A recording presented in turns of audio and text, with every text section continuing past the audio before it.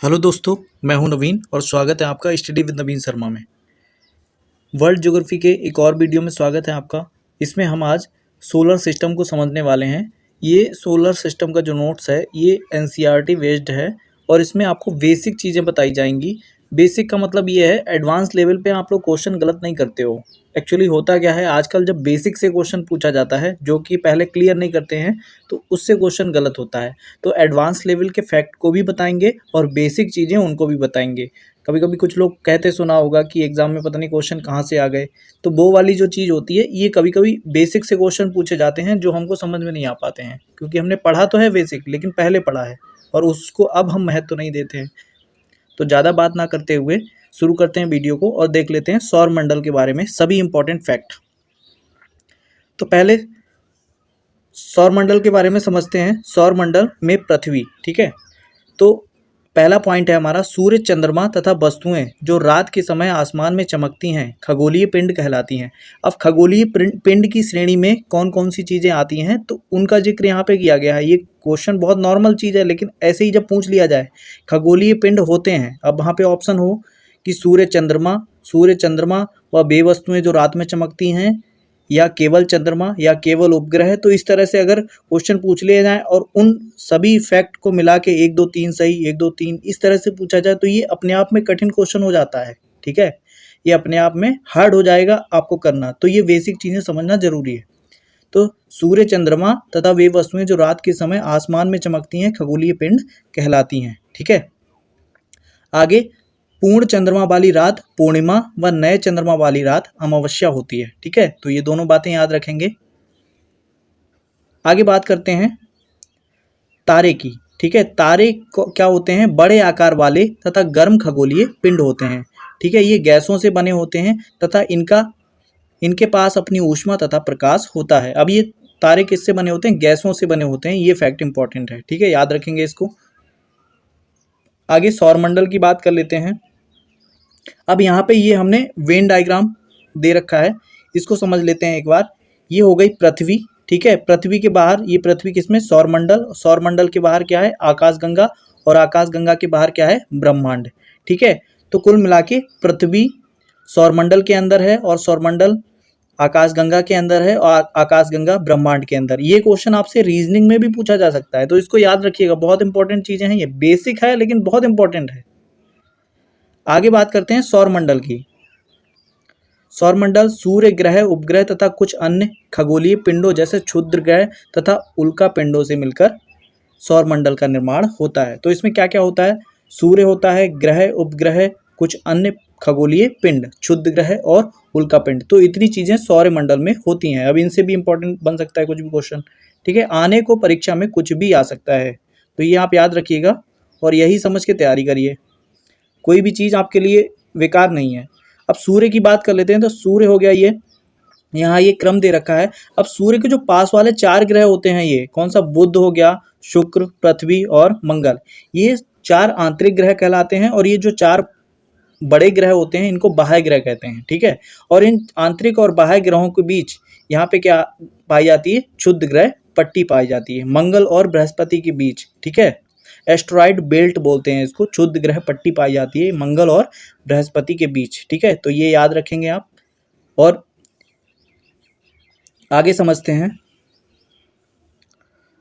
तारों के विभिन्न समूहों द्वारा बनाई गई विविध आकृतियों को नक्षत्र मंडल कहा जाता है। तो नक्षत्र मंडल किसे कहते हैं?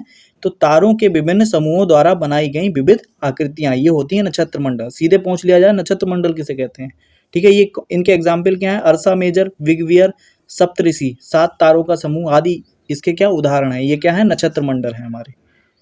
सप्तऋषि की सहायता से ध्रुव तारा उत्तर दिशा को बताता है, ठीक है। ये क्वेश्चन इंपॉर्टेंट है, कई बार पूछा भी गया है कि सप्तऋषि की सहायता से ध्रुव तारा किसे इंगित करता है? तो उत्तर दिशा को।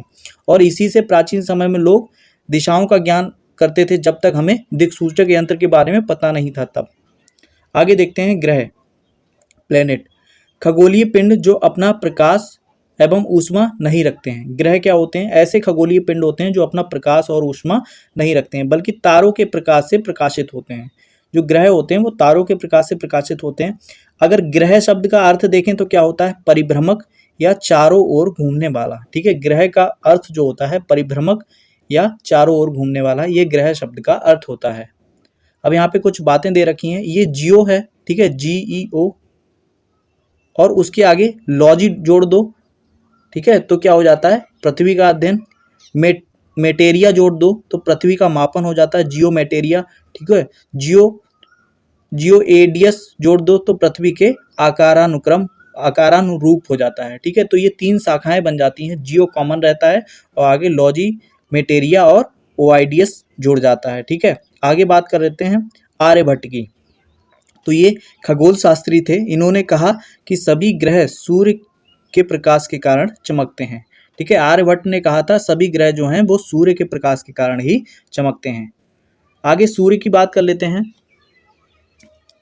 सूर्य सौर मंडल के केंद्र में स्थित है। सौर मंडल के लिए प्रकाश एवं ऊष्मा का एकमात्र स्रोत कौन है? सूर्य। ठीक है, यह पृथ्वी से लगभग कितना 15 करोड़ बड़ा है। तो ये क्वेश्चन पूछा गया है कि पृथ्वी से कितना बड़ा है, 15 करोड़ बड़ा है। अच्छा, एक और इम्पोर्टेंट फैक्ट कि सूर्य की जो बाह्यतम परत है या बाह्यतम परत को क्या कहते हैं? किरीट। ठीक है, किरीट कहते हैं, किरीट या कोरोना। ठीक है, किरीट या कोरोना कहते हैं। तो कोरोना या किरीट पूछा जाता है, सूर्य की बाह्यतम परत को कहते हैं, ये आप याद रखेंगे। आगे बात कर लेते हैं। बुध, शुक्र और पृथ्वी, मंगल, ये 4 ग्रह आंतरिक ग्रह कहलाते हैं। सूर्य के बहुत नज़दीक होते हैं और चट्टानों के बने हुए हैं। अगर हमसे पूछा जाता है चट्टानों से बने ग्रह कौन से हैं, तो बुध, शुक्र, पृथ्वी, मंगल। लेकिन जो बाह्य ग्रह हैं वो हमारे गैसों से बने हैं या तरल पदार्थों से। ठीक है, पृथ्वी, शनि, यूरेनस, अरुण और नेपच्यून, वरुण। ठीक है, ये हमारे बाह्य ग्रह होते हैं 4, और ये सूर्य से बहुत दूर तथा बड़े आकार के होते हैं।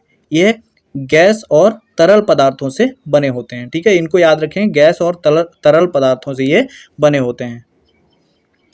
आगे बात कर लेते हैं आकार के अनुसार बढ़ते क्रम में। ठीक है, सबसे छोटे से बड़े क्रम में। ठीक है, बुध हमारा सबसे छोटा ग्रह है, उसके बाद मंगल आता है, उसके बाद शुक्र आता है, उसके बाद पृथ्वी, फिर वरुण, अरुण, शनि और बृहस्पति।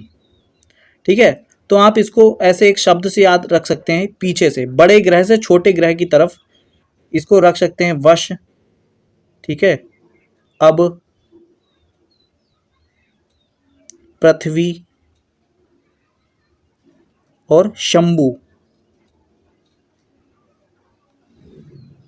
बश, अब, पृथ्वी, शंभु, ये बड़े से छोटे में क्रम हो जाएगा। बा से बृहस्पति, सा से शनि, आ से अरुण, बा से वरुण, पृथ्वी से पृथ्वी, शा से शनि, शा से शुक्र, मा से मंगल और भू से बुध। ठीक है, बश, अब, पृथ्वी, शंभु, ये आप याद कर लेंगे तो इससे आपको बड़े ग्रह से छोटे ग्रह की तरफ, मतलब डिसेंडिंग ऑर्डर में ये याद हो जाएंगे ग्रह। ठीक है, बाकी आप याद रख सकते हैं।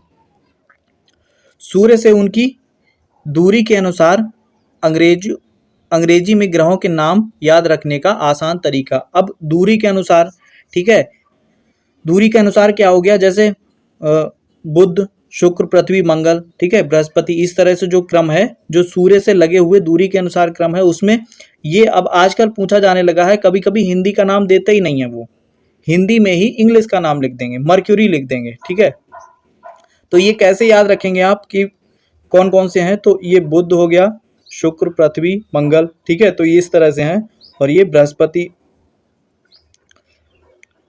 शनि, ठीक है, अरुण और वरुण। तो ये हमारे हो गए ग्रह। अब इनका क्रम हम कैसे याद रख सकते हैं? एक सेंटेंस के द्वारा, my very educated mother just served us noodles या नट्स, जो भी आप याद रख सकते हैं। ठीक है, तो माई से हो जाता है मर्क्यूरी, वेरी से हो जाता है वीनस, ठीक है, और एजुकेटेड से हो जाता है अर्थ, मदर से हो जाता है मार्स, और जस्ट से हो जाता है जुपिटर, सर्व्ड से हो जाता है सैटर्न, और अस से हो जाता है यूरेनस, और नूडल्स से हो जाता है नेपच्यून।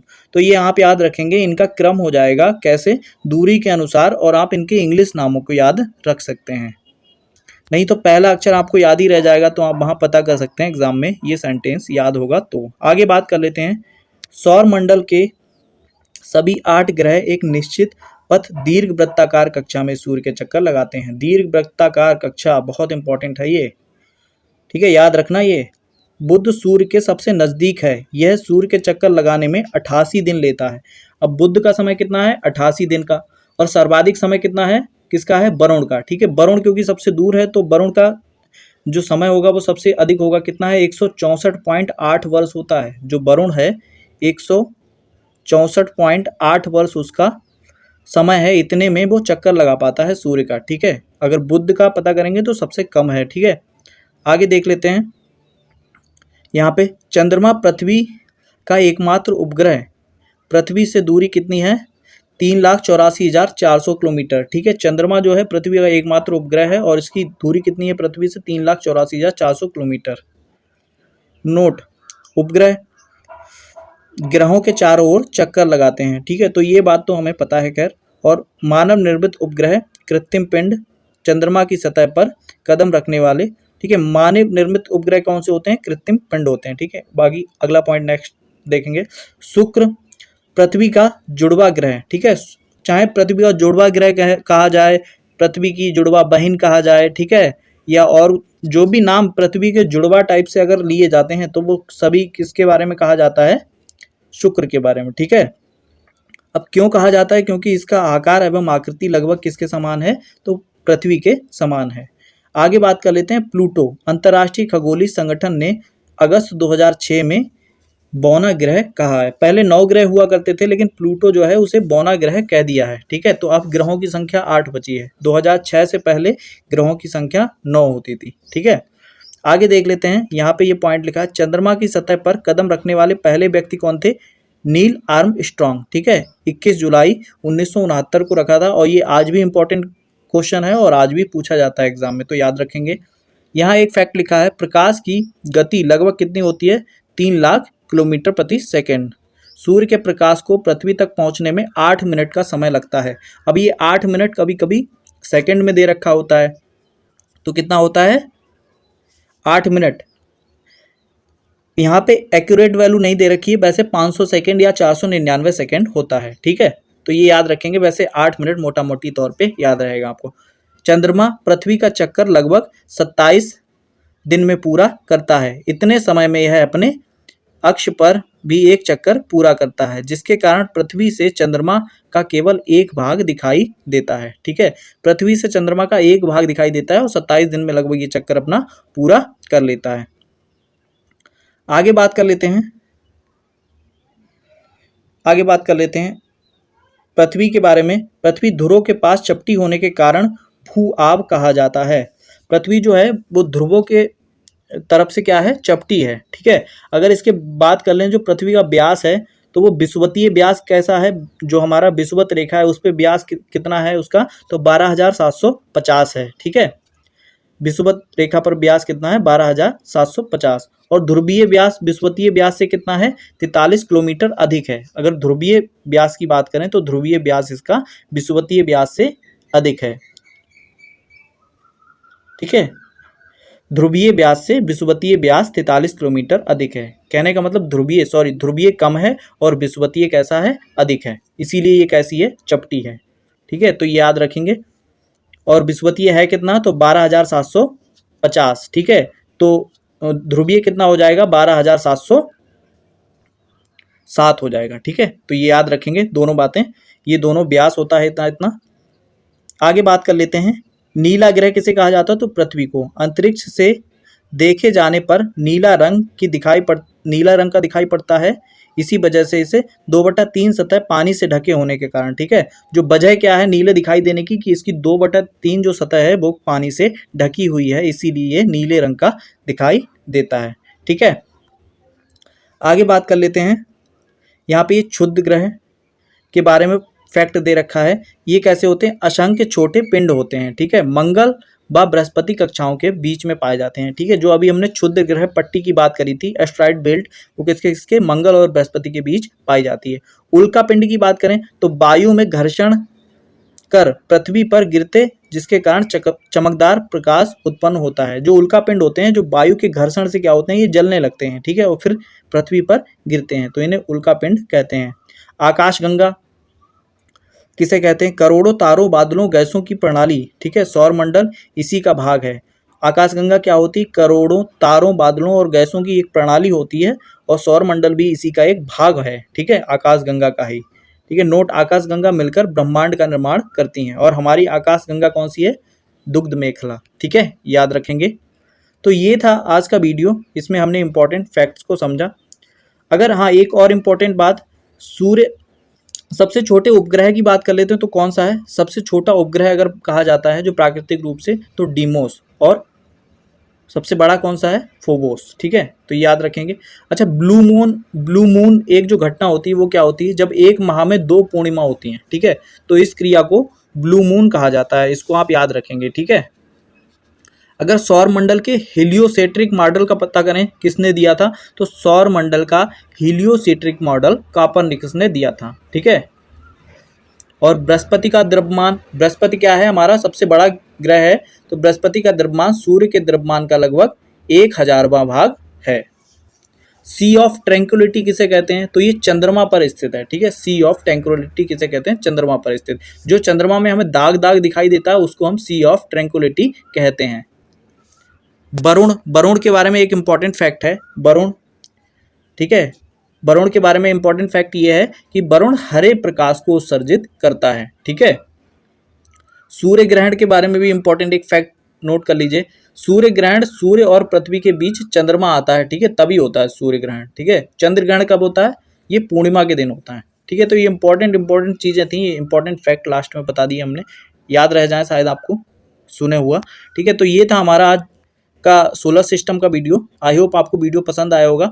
इसमें हमने बेसिक से और जो भी फैक्ट इंपॉर्टेंट हो सकते हैं उनको डिस्कस किया है, और ये आपके एग्जाम्स के लिए इंपॉर्टेंट है। जो बेसिक फैक्ट हैं कभी कभी वही गलत होते हैं। ठीक है, तो इसी तरह के वीडियोस के लिए सब्सक्राइब करिएगा यूट्यूब चैनल, और बेल आइकन को प्रेस कर दीजिएगा, जिससे आगे आने वाले वीडियोस की नोटिफिकेशन आपको आसानी से मिलते रहें। मिलते हैं नेक्स्ट वीडियो में। धन्यवाद।